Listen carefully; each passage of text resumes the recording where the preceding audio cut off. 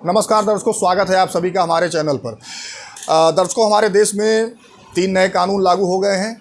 BNS जो कि IPC की जगह पे लागू हुआ है। आईपीसी में अपराध और उसकी सज़ा के बारे में बताया गया था, उसी प्रकार बीएनएस में भी अपराध और उसकी सज़ा के बारे में बताया गया है, यानी कि भारतीय न्याय संहिता। इसमें कई सारे नए सेक्शंस भी जोड़े गए हैं। अब इसमें एक सेक्शन ऐड किया गया है 69। अब 69 ये कहता है कि कोई पुरुष अगर किसी महिला को झांसा देकर, अगर शादी का झांसा दे या मान लो नौकरी के नाम पर झांसा दे या प्रमोशन के नाम पर झांसा देकर उसके साथ शारीरिक संबंध बनाता है तो ये अपराध की श्रेणी में आएगा। अब सवाल ये है कि सरकार को ये जो सेक्शन था इसको अलग से ऐड करने की आवश्यकता क्यों पड़ी। पहले भी इस तरह के मामले आते थे तो उसमें आईपीसी का 375 जो सेक्शन है उसके हिसाब से उसको देखा जाता था और उसको बलात्कार की श्रेणी में रखा जाता था, यानी कि 376 आईपीसी के तहत उसको लाया जाता था कि अगर इस तरह कोई एफआईआर होती है कि शादी के नाम पे झांसा दिया, नौकरी के नाम पे झांसा दिया या प्रमोशन के नाम पे झांसा दिया। अब अलग से ये सेक्शन इसमें जोड़ दिया गया है। कहीं ना कहीं हो सकता है आने वाले भविष्य में इससे संबंधित जो मामले हैं उसकी बढ़ोतरी आपको देखने को मिले। जैसे कि पॉक्सो एक्ट देखिए आया था, अब पॉक्सो एक्ट के मामले बहुत तेज़ी से हमारे देश में बढ़ रहे हैं। अब इसमें जो सरकार ने शादी का झांसा दिया वो जोड़ा, उसके साथ ही साथ ये भी दे दिया कि नौकरी के नाम पर अगर झांसा देकर शारीरिक संबंध बनाया गया या प्रमोशन के नाम पर शारीरिक संबंध बनाया गया तो भी वो अपराध की श्रेणी में आएगा। अब ऐसे में 69 में जो ये दो चीज़ें और जोड़ी गई हैं, शादी का झांसा देकर प्रमोशन के नाम पर और नौकरी देने के नाम पर।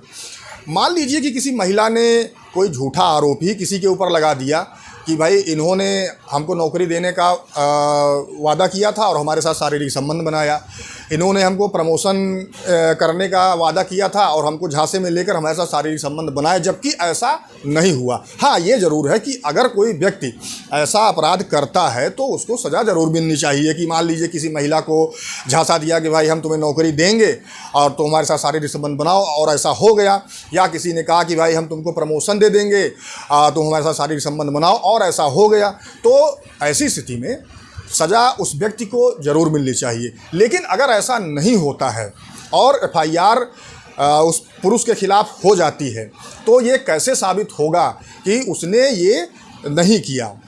भाई एफआईआर कोई होती है तो पहले तो अगर कॉग्निजेबल ऑफेंस है 7 साल से ऊपर की सज़ा किसी में है तो उसमें तो पुलिस अरेस्ट तुरंत कर लेती है। अब साबित करने का भार तो एक्यूज़ के ऊपर है कि भाई उसने ऐसा नहीं किया, तो साबित करने के लिए तो सालों लग जाएंगे। अब ऐसी स्थिति में उस पुरुष का क्या होगा जिसने कि वो अपराध किया ही नहीं है, जिसका उसके ऊपर आरोप लगा है। तो आने वाले भविष्य में हो सकता है कहीं ना कहीं नौकरी के नाम पर या प्रमोशन के नाम पर झांसा देकर शारीरिक संबंध बनाए, ऐसे मामले में बढ़ोतरी हो सकती है, क्योंकि अलग से इसमें बीएनएस में इन चीज़ों को जोड़ दिया गया है। अभी तक देखने में ये आता था कि अक्सर जो एफआईआरें होती थी उसमें ये आता था कि भाई इन्होंने हमारे साथ शादी करने का वादा किया था और झांसे में लेकर हमारे साथ शारीरिक संबंध बनाए।